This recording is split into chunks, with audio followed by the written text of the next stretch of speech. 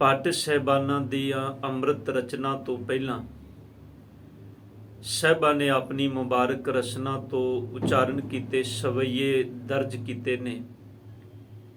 ਆਓ ਇਹਨਾਂ ਪਾਵਨ ਬਚਨਾਂ ਵਿੱਚੋਂ ਬਾਣੀ ਦੀ ਵਿਚਾਰ ਕਰਦੇ ਹਾਂ, ਇਹਨਾਂ ਸਵਈਆਂ ਦੀ ਵਿਚਾਰ ਕਰਦੇ ਹਾਂ। ਆਪ ਜੀ ਨੇ 15 ਸਵਈਏ ਜਿਨ੍ਹਾਂ ਦੀ ਵਿਚਾਰ ਹੁਣ ਤੱਕ ਸਰਵਣ ਕੀਤੀ ਹੈ। ਅੱਜ ਵਿਚਾਰ ਅਧੀਨ ਇਹ ਪਾਵਨ ਸ਼ਬਦ ਆਪ ਜੀ ਨੇ ਸਰਵਣ ਕੀਤਾ ਹੈ। ਬ੍ਰਹਮਾਦਿਕ ਸ਼ਿਵ ਛੰਦ ਮੁਨੀਸ਼ਰ ਰਸਕ ਰਸਕ ਠਾਕੁਰ ਗੁਣ ਗਾਵਤ ਇੰਦਰ ਮੁਨਿੰਦਰ ਖੋਜ ਤੇ ਗੋਰਖ ਧਰਨ ਗਗਨ ਆਵਤ ਫੁਨ ਜਾਵਤ। ਇਹ ਪਾਵਨ ਸ਼ਬਦ ਆਪਾਂ ਗੁਰੂ ਦੀ ਕਿਰਪਾ ਨਾਲ ਰਲ ਮਿਲ ਕੇ ਵਿਚਾਰਨਾ ਹੈ।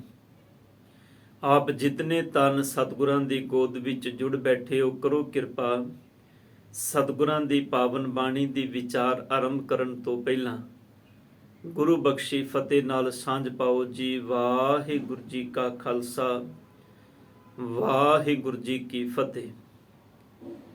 ਸਤਿਗੁਰੂ ਧੰਨ ਗੁਰੂ ਗ੍ਰੰਥ ਸਾਹਿਬ ਪਾਤਸ਼ਾਹ ਜੀ ਸਤਿਗੁਰਾਂ ਦੀ ਅੰਮ੍ਰਿਤ ਬਾਣੀ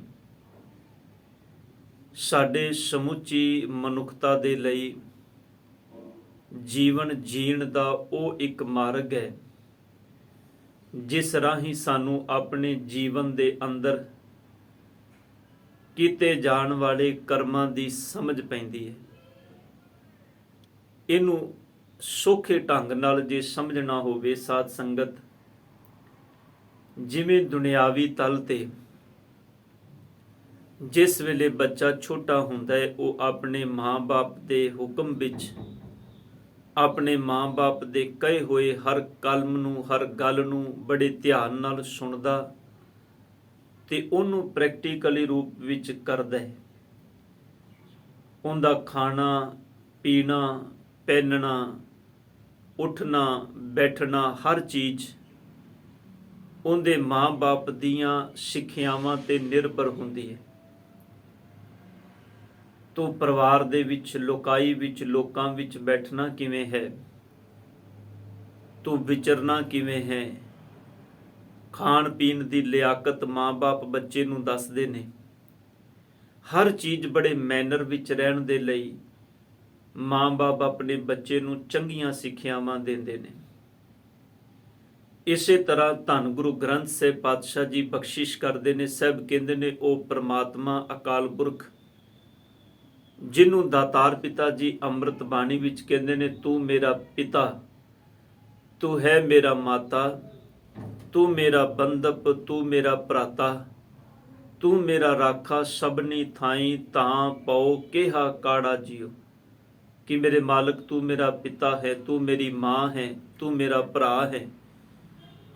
ਜਦੋਂ ਸਤਿਗੁਰ ਦੇ ਬਚਨ ਬਾਣੀ ਵਿੱਚੋਂ ਪੜ੍ਹਦੇ ਦਾ ਮਤਲਬ ਹੈ ਗੁਰੂ ਅਧਿਆਤਮਕ ਜੀਵਨ ਦੇ ਅੰਦਰ ਭਾਵ ਸੰਸਾਰਿਕ ਜੀਵਨ ਦੇ ਨਾਲ ਨਾਲ ਗੁਰੂ ਅਧਿਆਤਮਕਤਾ ਦੇ ਪੰਥ ਦੇ ਵਿੱਚ ਸਾਡੀ ਬਾਂਹ ਫੜ ਕੇ ਸਾਨੂੰ ਜੀਵਨ ਜੀਣਾ ਸਿਖਾਉਂਦਾ ਹੈ।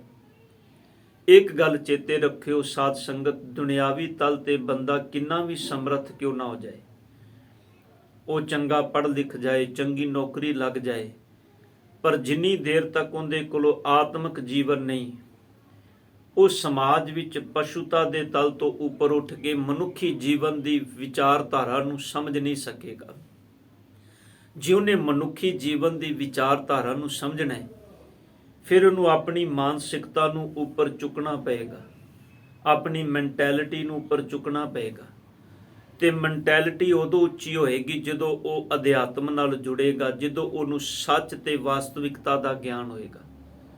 ਗੁਰੂ ਗ੍ਰੰਥ ਸਾਹਿਬ ਪਾਤਸ਼ਾਹ ਜੀ ਦੀ ਪਾਵਨ ਬਾਣੀ ਸਾਡੇ ਤੇ ਕਿਰਪਾ ਕਰਕੇ ਸਾਨੂੰ ਉਸ ਸੱਚ ਨਾਲ, ਉਸ ਵਾਸਤਵਿਕਤਾ ਨਾਲ, ਉਹਦੇ ਨਾਲ ਜੋੜਦੀ ਹੈ ਤਾਂ ਕਿ ਸਾਨੂੰ ਸਮਾਜ ਵਿੱਚ ਰਹਿ ਕੇ ਮਨੁੱਖੀ ਜੀਵਨ ਦੀਆਂ ਕਦਰਾਂ ਕੀਮਤਾਂ ਦੇ ਵਿੱਚ ਜੀਵਨ ਜੀਣਾ ਆ ਜਾਏ। ਧਿਆਨ ਦੇਣਾ, ਦੁਨੀਆ ਤੇ ਕਿੰਨੇ ਲੋਕ ਰੋਜ਼ਾਨਾ ਜੰਮਦੇ ਤੇ ਮਰਦੇ ਨੇ ਸਾਧ ਸੰਗਤ, ਪਰ ਜੀਵਨ ਸਫਲ ਉਹਨਾਂ ਦਾ ਹੀ ਹੁੰਦਾ ਹੈ ਜਿਨ੍ਹਾਂ ਨੇ ਆਪਣੇ ਜੀਵਨ ਵਿੱਚ ਅਧਿਆਤਮਕਤਾ ਨੂੰ, ਸੱਚ ਨੂੰ ਕਮਾਇਆ ਹੈ। ਉਹ ਸਮਾਜ ਦੇ ਲਈ ਇੱਕ ਰੋਸ਼ਨੀ ਦਾ ਕੰਮ ਕਰਦੇ ਨੇ, ਉਹ ਸਮਾਜ ਦੇ ਲਈ ਇੱਕ ਇੰਡੀਕੇਸ਼ਨ ਦਾ ਕੰਮ ਕਰਦੇ ਨੇ ਜਿਵੇਂ ਚੁਰਸਤੇ 'ਚ ਲੱਗਾ ਹੋਇਆ ਕੋਈ ਸਾਈਨ ਬੋਰਡ ਬੰਦੇ ਨੂੰ ਉਹਦੇ ਮਾਰਗ ਵੱਲ ਇਸ਼ਾਰਾ ਕਰਦਾ ਹੈ, ਇਸੇ ਤਰ੍ਹਾਂ ਗੁਰਮੁਖ ਪਿਆਰਿਆਂ ਦਾ ਜੀਵਨ ਬੰਦੇ ਨੂੰ ਮਨੁੱਖਤਾਈ ਦੇ ਜੀਵਨ ਦੀ ਸਿਖਰਤਾ ਤੱਕ ਲੈ ਕੇ ਜਾਂਦਾ ਹੈ। ਆਓ ਸਤਿਗੁਰੂ ਗੁਰੂ ਅਰਜਨ ਸਾਹਿਬ ਜੀ ਨੇ ਜਿਹੜੇ ਪਾਵਨ ਬਚਨ ਬਖਸ਼ੇ ਨੇ, ਇਨ ਸ਼ਬਦ ਦੇ ਅੰਦਰ ਸਤਿਗੁਰ ਨੇ ਕਿਰਪਾ ਕਰਕੇ ਅੰਤ ਵਿੱਚ ਜਾ ਕੇ ਇੱਕ ਬਚਨ ਕਿਹਾ, ਰੇ ਮਨ ਮੂੜ ਸਿਮਰ ਸੁਖ ਦਾਤਾ। ਮੂੜ ਦਾ ਮਤਲਬ ਹੁੰਦਾ ਹੈ ਮੂਰਖ। ਮੂੜ ਵੈਸੇ ਜੜ ਨੂੰ ਵੀ ਕਹਿੰਦੇ ਨੇ। ਦੋ ਚੀਜ਼ਾਂ ਹੁੰਦੀਆਂ ਨੇ ਸਾਧ ਸੰਗਤ, ਇੱਕ ਜੜ ਇੱਕ ਚੇਤਨ। ਜੜ ਚੀਜ਼ਾਂ ਉਹ ਨੇ ਜਿਹੜੀਆਂ ਧਰਤੀ ਤੇ ਖੜੀਆਂ ਨੇ। ਦੇਖੋ ਜਿਵੇਂ ਰੁੱਖ ਨੇ, ਜੜ ਨੇ, ਉਹ ਇੱਕ ਥਾਂ ਤੇ ਖੜੇ ਹੋਏ ਨੇ, ਪਰ ਸਤਿਗੁਰ ਪਾਤਸ਼ਾਹ ਜੀ ਕਹਿੰਦੇ ਨੇ ਜੜ ਮੂੜ ਦਾ ਮਤਲਬ ਹੈ ਮੂਰਖ ਜਾਂ ਜੜ। ਤੇ ਮੂਰਖ ਉਹ ਹੁੰਦਾ ਹੈ ਜਿਹੜਾ ਇੱਕ ਜਗ੍ਹਾ ਤੇ ਖੜਿਆ ਹੋਇਆ ਹੈ। ਧਿਆਨ ਦੇਣਾ, ਉਹ ਆਪਣੇ ਜੀਵਨ ਦੇ ਅੰਦਰ ਦੀ ਸੱਚ ਨੂੰ ਨਹੀਂ ਸਮਝ ਤੇ ਵੇਖ ਪਾ ਰਿਹਾ। ਉਹ ਇੱਕ ਜਗ੍ਹਾ ਤੇ ਖੜਾ ਹੋਇਆ ਹੈ। ਉਹਨੇ ਜੇ ਮਾਇਆ ਨੂੰ ਜੀਵਨ ਦਾ ਆਧਾਰ ਬਣਾ ਲਿਆ ਤੇ ਉੱਥੇ ਹੀ ਖੜਾ ਹੈ। ਉਹਦੇ ਜੀਵਨ ਦਾ ਪਰਪਸ ਸਿਰਫ ਮਾਇਆ ਹੈ। ਦੇਖੋ ਸੰਸਾਰ ਦੇ ਅੰਦਰ ਹਰ ਚੀਜ਼ ਗੁਰਮੁਖੋ, ਭਾਵੇਂ ਤੁਸੀਂ ਕਿਸੇ ਵੀ ਫੀਲਡ ਨੂੰ ਲੈ ਲਵੋ, ਉਸ ਫੀਲਡ ਦੇ ਅੰਦਰ ਜੇਕਰ ਇਨਸਾਨ ਆਪਣੇ ਮੂਲ ਫਰਜ਼ਾਂ ਨੂੰ ਭੁੱਲ ਜਾਏ ਤੇ ਉਹ ਸਿਰਫ ਜੜ ਬਣ ਜਾਏ, ਕਿਸੇ ਇੱਕ ਚੀਜ਼ ਨਾਲ ਜੁੜ ਜਾਏ। ਵੇਖੋ ਜਿਵੇਂ ਮੰਨ ਲਓ ਹੁਣ ਕੋਈ ਐਜੂਕੇਸ਼ਨ ਦਾ ਅਦਾਰਾ ਹੈ, ਟੀਚਰ ਹੈ, ਅਧਿਆਪਕ ਹੈ, ਉਹਨੂੰ ਸਰਕਾਰੀ ਸਕੂਲ ਦੇ ਵਿੱਚ ਉਹਨੂੰ ਪੜ੍ਹਾਉਣ ਦੀ ਨੌਕਰੀ ਮਿਲੀ ਹੈ। ਉੱਥੇ ਜਾਂਦਾ ਹੈ, ਉਹ ਬੱਚਿਆਂ ਨੂੰ ਚੰਗੀ ਤਾਲੀਮ ਨਹੀਂ ਦਿੰਦਾ, ਬੈਠਾ ਹੈ, ਚਾਹ ਪਾਣੀ ਪੀਤੀ, ਘਰ ਵਾਪਸ ਆ ਗਿਆ, ਸਿਰਫ ਆਪਣੀ ਹਾਜ਼ਰੀ ਭਰਨ ਜਾਂਦਾ ਹੈ। ਉਹਨੂੰ ਪਤਾ ਵੀ ਮੇਰਾ ਰਿਜ਼ਲਟ ਭਾਵੇਂ ਕੁਝ ਵੀ ਆਵੇ, ਪਰ ਮੈਨੂੰ ਤੇ ਨੌਕਰੀ ਤਨਖਾਹ ਮਿਲ ਰਹੀ ਹੈ। ਪਰ ਜਦੋਂ ਉਹ ਘਰ ਆਏ ਤੇ ਉਹਨੇ ਆਪਣਾ ਇੱਕ ਵੱਖਰਾ ਘਰ ਦੇ ਅੰਦਰ ਥਾਂ ਬਣਾਈ ਹੋਵੇ ਜਿੱਥੇ ਉਹ ਬੱਚਿਆਂ ਨੂੰ ਟਿਊਸ਼ਨ ਦਿੰਦਾ ਹੈ। ਉਹੀ ਸਕੂਲ ਵਿੱਚ ਪੜ੍ਹਨ ਵਾਲੇ ਬੱਚੇ ਜਿਨ੍ਹਾਂ ਦੀ ਕੋਈ ਫੀਸ ਨਹੀਂ, ਸਰਕਾਰੀ ਅਦਾਰੇ ਵਿੱਚ ਪੜ੍ਹਦੇ ਨੇ, ਉਹੀ ਬੱਚੇ ਉਸ ਟੀਚਰ ਦੇ ਕੋਲੋਂ ਟਿਊਸ਼ਨ ਲੈ ਰਹੇ ਨੇ ਤੇ ਟਿਊਸ਼ਨ ਦੇ ਵਿੱਚ ਉਹ ਇੱਕ ਬੱਚੇ ਕੋਲੋਂ ਇੱਕ ਸਬਜੈਕਟ ਦਾ 1000 ਰੁਪਇਆ 1000 ਰੁਪੀਜ਼ ਲੈ ਰਹੇ। ਹੁਣ ਧਿਆਨ ਦੇਣਾ, ਮੈਂ ਜਿਹੜਾ ਇਸ਼ਾਰਾ ਕਰਨਾ ਚਾਹਨਾ, ਮੇਰਾ ਮਤਲਬ ਭਾਵੇਂ ਤੁਹਾਡੇ ਵਿੱਚ ਹੋ ਸਕਦਾ ਕੋਈ ਇਸ ਲਾਈਨ ਨਾਲ ਸੰਬੰਧਿਤ ਬੰਦਾ ਬੈਠਾ ਹੋਵੇ, ਪਰ ਮੇਰੀ ਮਨਸਾ ਸਿਰਫ ਇੰਨੀ ਹੈ ਵੀ ਆਪਾਂ ਵਿਚਾਰ ਨੂੰ ਸਮਝ ਲਈਏ, ਗੁਰੂ ਦੇ ਉਪਦੇਸ਼ ਨੂੰ ਸਮਝਣ ਦਾ ਯਤਨ ਕਰੀਏ। ਹੁਣ ਉਹੀ ਟੀਚਰ ਹੈ, ਜੇ ਉਹ ਉਹਨਾਂ ਬੱਚਿਆਂ ਨੂੰ ਕਲਾਸ ਵਿੱਚ ਹੀ ਚੰਗੀ ਤਰੀਕੇ ਨਾਲ ਪੜ੍ਹਾ ਦੇ ਤੇ ਖਿਆਲ ਕਰੋ ਇੱਥੇ ਮਾਪਿਆਂ ਨੂੰ ਇੰਨਾ ਪੈਸਾ ਖਰਚ ਕਰਨ ਦੀ ਕੀ ਜ਼ਰੂਰਤ ਹੈ। ਪਰ ਉਹਦੇ ਅੰਦਰ ਉਹ ਜੜ ਹੈ, ਉਹਨੇ ਮਾਇਆ ਨੂੰ ਆਪਣੇ ਜੀਵਨ ਦਾ ਆਧਾਰ ਬਣਾ ਲਿਆ, ਇਸ ਕਰਕੇ ਉਹਦੀ ਮਾਨਸਿਕਤਾ ਉੱਥੇ ਰੁਕ ਗਈ ਹੈ। ਗੁਰੂ ਅਰਜਨ ਦੇਵ ਪਾਤਸ਼ਾਹ ਜੀ ਕਹਿੰਦੇ ਨੇ, ਰੇ ਮਨ ਮੂੜ ਸਿਮਰ ਸੁਖ ਦਾਤਾ। ਹੈ ਮੂਰਖ ਮਨ, ਸਾਰੇ ਸੁਖ ਦੇਣ ਵਾਲੇ ਉਸ ਦਾਤੇ ਨੂੰ ਚੇਤੇ ਕਰ। ਨਾਨਕ ਦਾਸ ਤੁਝੇ ਸਮਝਾਵਤ, ਨਾਨਕ ਦਾਸ ਤੈਨੂੰ ਇਹ ਗੱਲ ਸਮਝਾ ਰਿਹਾ ਹੈ। ਭਾਵ ਧੰਨ ਗੁਰੂ ਅਰਜਨ ਦੇਵ ਪਾਤਸ਼ਾਹ ਜੀ ਸਾਨੂੰ ਇੱਕ ਗੱਲ ਸਮਝਾਉਣ ਦਾ ਯਤਨ ਕਰ ਰਹੇ ਨੇ। ਕਿਹੜੀ? ਪਾਤਸ਼ਾਹ ਕਹਿੰਦੇ ਨੇ, ਬ੍ਰਹਮਾਦਿਕ ਸ਼ਿਵ ਛੰਦ ਮੁਨੀਸ਼ਰ। ਬ੍ਰਹਮਾਦਿਕ ਦਾ ਮਤਲਬ ਹੈ ਬ੍ਰਹਮਾ ਆਦਿਕ, ਦੋ ਸ਼ਬਦਾਂ ਦਾ ਸੁਮੇਲ ਹੈ, ਬ੍ਰਹਮ ਆਦਿਕ, ਬ੍ਰਹਮਾ ਆਦਿਕ। ਸ਼ਿਵ ਜੀ, ਛੰਦ ਦਾ ਮਤਲਬ ਹੈ ਜਿਵੇਂ ਛੰਦਾਬੰਦੀ ਕਿਸੇ ਗ੍ਰੰਥ ਦੇ ਅੰਦਰ, ਤੇ ਛੰਦ ਦਾ ਇੱਥੇ ਆਖਰੀ ਅਰਥ ਹੈ ਵੇਦ। ਇਹ ਬੜਾ ਪਿਆਰਾ ਸ਼ਬਦ ਹੈ ਸੰਸਕ੍ਰਿਤ ਦਾ, ਜਿਹਦਾ ਮਤਲਬ ਹੈ ਛੰਦਸ। ਛੰਦਸ ਤੋਂ ਨਿਕਲਿਆ ਹੈ ਸ਼ਬਦ ਹੈ ਛੰਦ। ਇਹਦਾ ਮਤਲਬ ਹੈ ਵੇਦ, ਧਾਰਮਿਕ ਗ੍ਰੰਥ, ਜਿਹੜੇ ਇੱਕ ਕਮਿਊਨਿਟੀ ਦੇ, ਜਿਨ੍ਹਾਂ ਨੂੰ ਅਸੀਂ ਕਹਿ ਸਕਦੇ ਹਾਂ ਹਿੰਦੂ, ਜਿਹੜੇ ਵੀਰ ਆਪਣੇ ਵੇਦਾਂ ਨੂੰ ਨਮਸਕਾਰ ਕਰਦੇ ਨੇ। ਤੇ ਗੁਰੂ ਅਰਜਨ ਦੇਵ ਪਾਤਸ਼ਾਹ ਕਹਿੰਦੇ ਨੇ ਮੁਨੀਸ਼ਰ। ਮੁਨੀਸ਼ਰ ਦਾ ਮਤਲਬ ਹੈ ਮੁਨੀ ਈਸ਼ਵਰ, ਭਾਵ ਜਿਹੜੇ ਮੁਨੀਆਂ ਦੇ ਅੰਦਰ ਸਭ ਤੋਂ ਵੱਡੇ ਮੁਨੀ ਹੁੰਦੇ ਨੇ, ਉਹਨਾਂ ਨੂੰ ਮੁਨੀਸ਼ਵਰ ਆਖਿਆ ਜਾਂਦਾ ਹੈ। ਇੱਕ ਮੁਨੀ, ਇੱਕ ਉਹਨਾਂ ਦੇ ਵਿੱਚ ਜਿਨ੍ਹਾਂ ਨੇ ਘਾਲਣਾ ਘਾਲੀ, ਕਿਸੇ ਸਿਖਰ ਤੇ ਪਹੁੰਚ ਗਏ ਜੀਵਨ ਦੇ, ਉਹਨਾਂ ਨੂੰ ਕਿਹਾ ਜਾਂਦਾ ਹੈ ਮੁਨੀਸ਼ਰ। ਜਿਵੇਂ ਜੋਗੀਆਂ ਦੇ ਅੰਦਰ ਆਮ ਜਦੋਂ ਕੋਈ ਜੋਗ ਮਤ ਵਿੱਚ ਜਾਂਦਾ ਹੈ ਤੇ ਉਹਨੂੰ ਜੋਗੀ ਕਿਹਾ ਜਾਂਦਾ ਹੈ, ਪਰ ਜਦੋਂ ਜੋਗ ਮਤ ਦੇ ਸਿਖਰ ਤੇ ਪਹੁੰਚਦਾ ਹੈ, ਉਹ ਆਪਣੇ ਉਸ ਜੋਗ ਮਤ ਦੀ ਕਮਾਈ ਕਰਦਾ ਹੈ, ਜਿਹਨੂੰ ਧੰਨ ਗੁਰੂ ਨਾਨਕ ਪਾਤਸ਼ਾਹ ਕਹਿੰਦੇ ਨੇ ਆਪ ਜਦੋਂ ਪਾਵਨ ਜਪਜੀ ਸਾਹਿਬ ਜੀ ਦੀ ਬਾਣੀ ਪੜ੍ਹਦੇ ਉੱਤੇ ਸਾਹਿਬ ਕਹਿੰਦੇ ਨੇ, ਭੁਗਤ ਗਿਆਨ ਦਇਆ ਭੰਡਾਰਨ ਕਟਕਟ ਵਾਜੈ ਨਾਦ, ਆਪ ਨਾਥ ਨਾਤੀ ਸਬਜਾਂ ਕੇ ਰਿੱਧ ਸਿੱਧ ਅਵਰਾ ਸਾਧ, ਸੰਜੋਗ ਵਿਜੋਗ ਦੋਇ ਕਾਰ ਚਲਾਵੇਂ ਲੇਖੇ ਆਵੇਂ ਭਾਗ, ਆਦੇਸ਼ ਦਿਸੇ ਆਦੇਸ਼ ਆਦ ਅਨੀਲ ਅਨਾਦ ਅਨਾਹਤ ਜੁਗ ਜੁਗ ਏਕੋ ਵੇਸ਼। ਇਸ ਤੋਂ ਪਹਿਲੀ ਪੌੜੀ ਹੈ ਜਿੱਥੇ ਪਾਤਸ਼ਾਹ ਜੀ ਨੇ ਉਹਨਾਂ ਜੋਗੀਆਂ ਦੇ ਸਭ ਤੋਂ ਵੱਡੇ ਸਿਖਰਤਾ ਦੀ ਗੱਲ ਕੀਤੀ ਹੈ।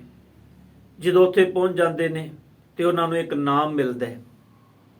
ਜਿਹੜੇ ਆਪ ਬਚਨ ਪੜ੍ਹਦੇ ਹੋ, ਪਾਤਸ਼ਾਹ ਕਹਿੰਦੇ ਨੇ, ਮੁੰਦਾ ਸੰਤੋਖ ਸ਼ਰਮ ਬਦ ਝੋਲੀ, ਧਿਆਨ ਕੀ ਕਰੇ ਵਿਭੂਤ, ਖਿੰਤਾ ਕਾਲ ਕੁਆਰੀ ਕਾਇਆ ਜੁਗਤ ਡੰਡਾ ਪ੍ਰਤੀਤ, ਆਈ ਪੰਥੀ ਸਗਲ ਜਮਾਤੀ। ਆਈ ਪੰਥ ਸਭ ਤੋਂ ਸ੍ਰੇਸ਼ਟ ਉੱਚਾ। ਜਦੋਂ ਉੱਥੇ ਪਹੁੰਚ ਗਿਆ ਤੇ ਉਹਨੂੰ ਫਿਰ ਇੱਕ ਨਵਾਂ ਲੱਕ ਮਿਲਦਾ ਜਿਹਨੂੰ ਗੋਰਖ ਕਹਿੰਦੇ ਨੇ।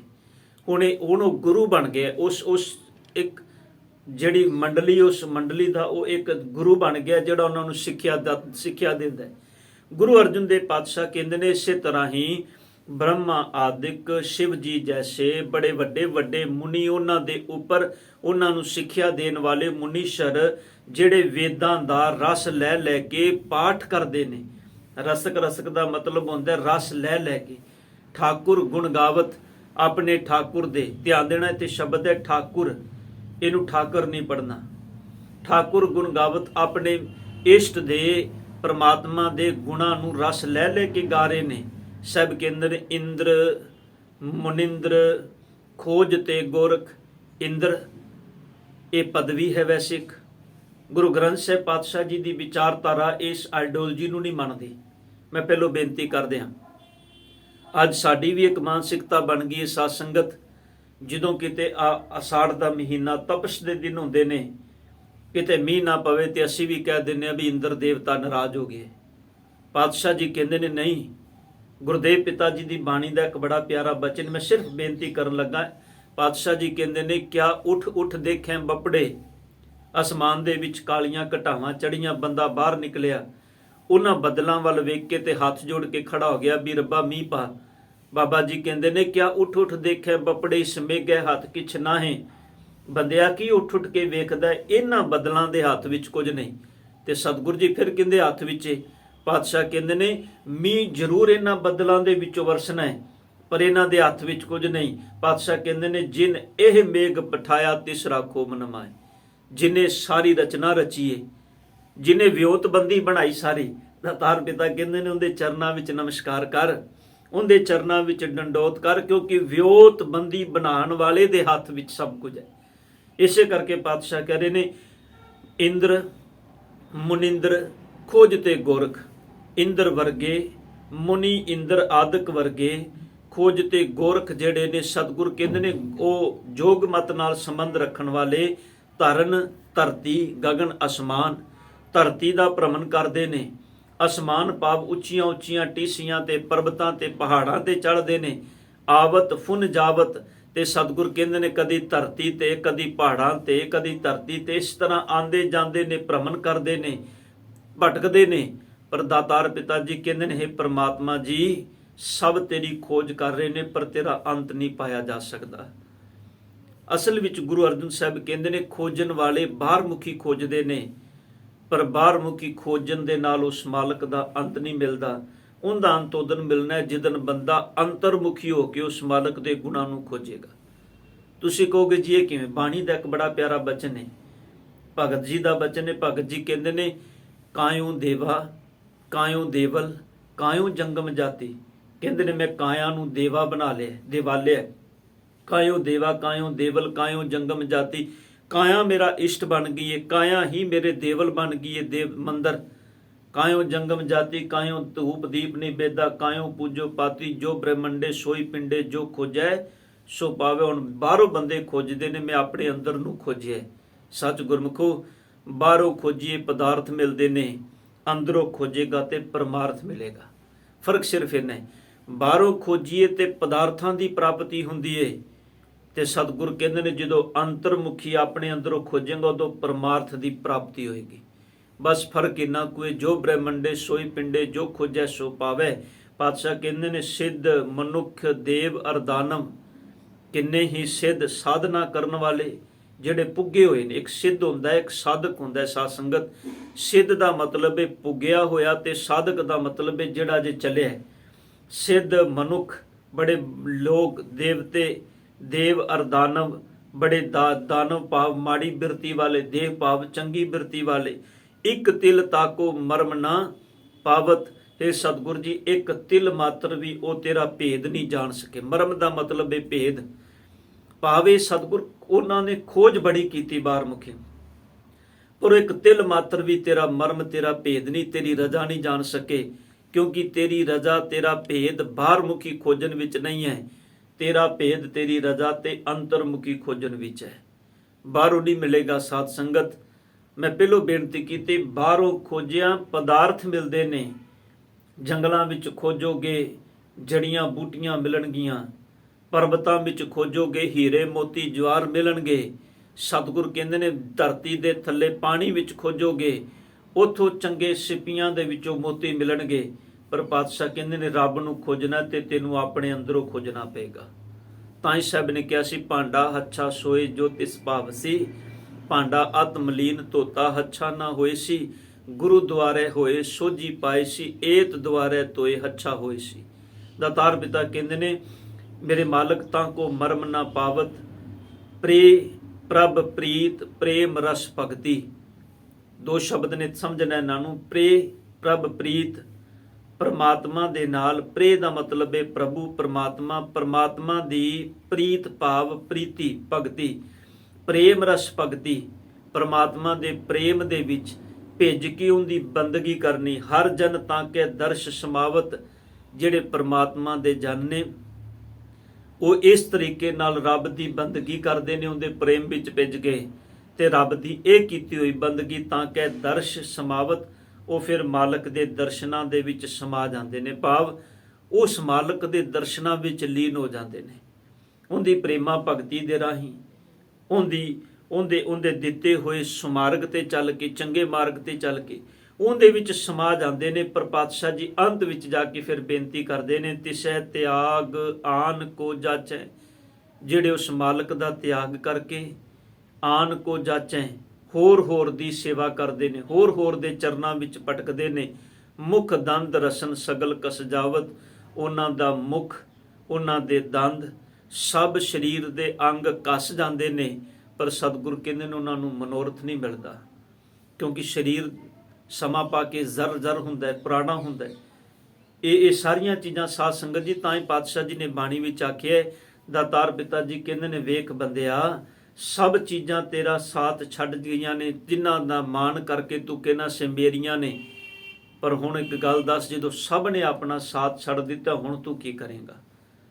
ਨੈਨੋ ਨੀਰ ਬਹਿ ਤਨਕੀਨਾ ਭਏ, ਕੇਸ ਦੁੱਧਵਾਨੀ, ਰੁੱਧਾ ਕੰਠ ਸ਼ਬਦ ਨਹੀਂ ਉਚਰਿਆ, ਅਬ ਕਿਆ ਕਰੇ ਪ੍ਰਾਨੀ। ਗੁਰਦੇਵ ਪਿਤਾ ਜੀ ਕਹਿੰਦੇ ਨੇ, ਤਿਸੈ ਤਿਆਗ ਆਨ ਕੋ ਜਾਚੈ, ਜਿਹੜੇ ਉਸ ਮਾਲਕ ਦਾ ਤਿਆਗ ਕਰਕੇ ਹੋਰਨਾਂ ਦੀ ਸੇਵਾ ਵਿੱਚ ਜੁੜ ਜਾਂਦੇ ਨੇ। ਅੱਜ ਸਾਧ ਸੰਗਤ, ਦੁਨੀਆ ਦਾ ਸਭ ਤੋਂ ਵੱਡਾ ਦੁਖਾਂਤ ਹੈ, ਇੱਕ ਪਰਮਾਤਮਾ ਦੇ ਮਾਰਗ ਨੂੰ ਛੱਡ ਕੇ ਅੱਜ ਬੰਦਾ ਬੰਦਿਆਂ ਦਾ ਸੇਵਕ ਬਣਿਆ ਹੋਇਆ ਹੈ। ਇਨਸਾਨ ਗੁਰੂ ਨਹੀਂ, ਗੁਰੂ ਦਾ ਮਤਲਬ ਹੁੰਦਾ ਸਿਰਫ ਸਿੱਖਿਆ ਦੇਣੀ। ਅੱਜ ਬੰਦਾ ਗੁਰੂ ਬਣ ਕੇ ਨਹੀਂ, ਅੱਜ ਬੰਦਾ ਰੱਬ ਬਣ ਕੇ ਬੰਦਿਆਂ ਦੇ ਵਿੱਚ ਵਿਚਰਦਾ ਪਿਆ ਹੈ। ਸੱਚ ਹੈ, ਹਰ ਜਿਸ ਬੰਦੇ ਨੂੰ ਚਾਰ ਬੰਦੇ ਨਮਸਕਾਰ ਕਰਨ ਲੱਗ ਜਾਣ, ਉਹਦੇ ਮਨ 'ਚ ਭਰਮ ਬਣ ਗਿਆ ਵੀ ਮੈਂ ਰੱਬ ਹਾਂ, ਮੈਂ ਹੀ ਪਰਮਾਤਮਾ। ਧੰਨ ਗੁਰੂ ਗ੍ਰੰਥ ਸਾਹਿਬ ਕਹਿੰਦੇ ਨੇ, ਤੂੰ ਪਰਮਾਤਮਾ ਨਹੀਂ। ਗੁਰੂ ਦਾ ਮਨੋਰਥ ਸੱਚੇ ਮਾਰਗ ਤੇ ਤੋਰਨਾ ਹੁੰਦਾ ਹੈ। ਪਰ ਸਤਿਗੁਰ ਪਾਤਸ਼ਾਹ ਕਹਿੰਦੇ ਨੇ, ਜਦੋਂ ਗੁਰੂ ਹੀ ਰੱਬ ਬਣ ਕੇ ਬਹਿ ਜਾਏ, ਦਾਤਾਰ ਪਿਤਾ ਕਹਿੰਦੇ ਨੇ, ਫਿਰ ਸਗਲ ਕਸ ਜਾਵਤ। ਬੰਦਿਆ ਵੇਖ, ਇਹ ਦੰਦ, ਇਹ ਨੱਕ, ਇਹ ਕੰਨ ਸਭ ਕੁਝ ਕੱਸ ਗਏ ਨੇ। ਦੱਸ ਹੁਣ ਉਸ ਮਾਲਕ ਨੂੰ ਛੱਡ ਕੇ ਤੇ ਹੋਰ ਪਾਸੇ ਤੂੰ ਸਾਰੀ ਜ਼ਿੰਦਗੀ ਭਰਮਣ ਕਰਦਾ ਰਿਹਾ, ਭਟਕਦਾ ਰਿਹਾ। ਰੇ ਮਨ ਮੂੜ ਸਿਮਰ ਸੁਖ ਦਾਤਾ, ਹੇ ਮੇਰੇ ਮੂਰਖ ਮਨ, ਸਾਰੇ ਸੁਖ ਦੇਣ ਵਾਲੇ ਉਸ ਦਾਤੇ ਮਾਲਕ ਨੂੰ ਸਿਮਰ। ਨਾਨਕ ਦਾਸ ਤੁਝੈ ਸਮਝਾਵਤ, ਨਾਨਕ ਦਾਸ ਤੈਨੂੰ ਸਮਝਾ ਰਿਹਾ ਹੈ। ਆਪਣੇ ਜੀਵਨ ਨੂੰ ਅਜਾਈ ਨਾ ਗਵਾ, ਵਿਅਰਥ ਨਾ ਗਵਾ। ਜੇ ਸੱਚ ਵਿੱਚ ਜੀਵਨ ਦੇ ਕਿਸੇ ਮਨੋਰਥ ਤੇ ਪਹੁੰਚਣਾ ਹੈ ਤੇ ਧੰਨ ਗੁਰੂ ਅਰਜਨ ਦੇਵ ਪਾਤਸ਼ਾਹ ਕਹਿੰਦੇ ਨੇ, ਫਿਰ ਉਸ ਕਰਤੇ ਮਾਲਕ ਪਰਮਾਤਮਾ ਨੂੰ ਧਿਆਇਆ ਕਰ, ਉਹਦੇ ਗੁਣ ਗਾਇਆ ਕਰ, ਫਿਰ ਕਿਸੇ ਮਨੋਰਥ ਤੇ ਪਹੁੰਚੇਗਾ। ਬਾਹਰ ਮੁਖੀ ਇਹਨਾਂ ਢੰਗਾਂ ਦੇ ਨਾਲ ਕਿਸੇ ਮਨੋਰਥ ਤੇ ਨਹੀਂ ਪਹੁੰਚੇਗਾ। ਇਸੇ ਕਰਕੇ ਸਤਿਗੁਰੂ ਜੀ ਨੇ ਅੰਤਲੇ ਬਚਨ ਆਖੇ ਨੇ, ਰੇ ਮਨ ਮੂੜ ਸਿਮਰ ਸੁਖ ਦਾਤਾ। ਸੁੱਖਾਂ ਦੇ ਦਾਤੇ ਮਾਲਕ ਨੂੰ ਚੇਤੇ ਕਰ। ਨਾਨਕ ਦਾਸ ਤੁਝੇ ਸਮਝਾਵਤ, ਨਾਨਕ ਦਾਸ ਇਹ ਗੱਲ ਤੈਨੂੰ ਸਮਝਾ ਰਿਹਾ ਹੈ। ਸਤਿਗੁਰ ਕਿਰਪਾ ਕਰਨ, ਪਾਤਸ਼ਾਹ ਜੀ ਦੀ ਸਮਝਾਈ ਗੱਲ ਸਾਨੂੰ ਸਮਝ ਵਿੱਚ ਆਏ, ਸਾਡੇ ਜ਼ਿਹਨ ਵਿੱਚ ਇਹ ਉਪਦੇਸ਼ ਟਿਕ ਜਾਏ। ਇਹੀ ਅਰਦਾਸ ਸਤਿਗੁਰਾਂ ਦੇ ਚਰਨਾਂ ਵਿੱਚ ਕਰੀਏ। ਹੋਈਆਂ ਗਲਤੀਆਂ ਬਖਸ਼ ਲੈਣੀਆਂ ਸਾਧ ਸੰਗਤ। ਵਾਹਿਗੁਰੂ ਜੀ ਕਾ ਖਾਲਸਾ, ਵਾਹਿਗੁਰੂ ਜੀ ਕੀ